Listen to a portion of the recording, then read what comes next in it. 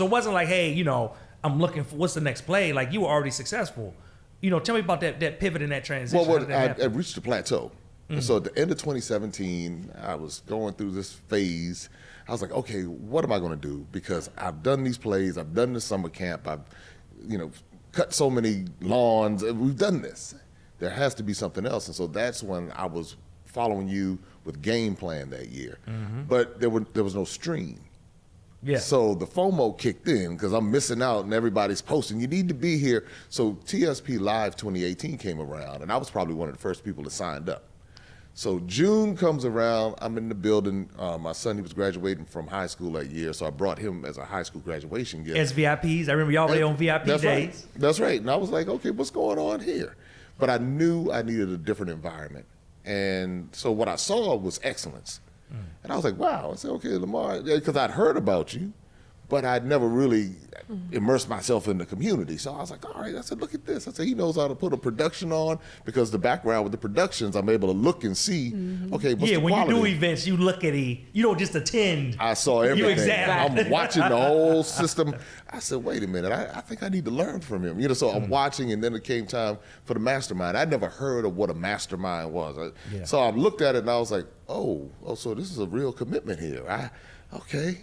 And so, wait, and you were the first person to buy a ticket to the event and the last person to sign up for the mastermind that night? You packed up. Like you literally, it was like, okay, we're cutting the lights out. Here come Jay around the corner. Walking in, hey, I think I want to sign. You unpacked everything. Jay, I halfway think you was wishing she was like, yo, it's too late. I've already packed up. That's a lesson right there, right? That's a lesson right there. I mean, the thing is that had I missed that window, it would have thrown everything off. We wouldn't be having this conversation right now. But That's I was good. going through all of the procrastination in my mind, and then I was counting the cost, but not really counting the cost. So I'm looking at, I have to make this monetary investment without even considering the fact that I might be missing out on a multi-million-dollar business.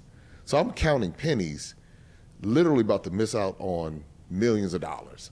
So signed up for the mastermind, and I was still trying to figure out where am I going with this. I was tired of I was tired of the landscaping or doing it the way that I was doing it, because I still have it, but I don't do it the same way because of the things that I learned in the mastermind.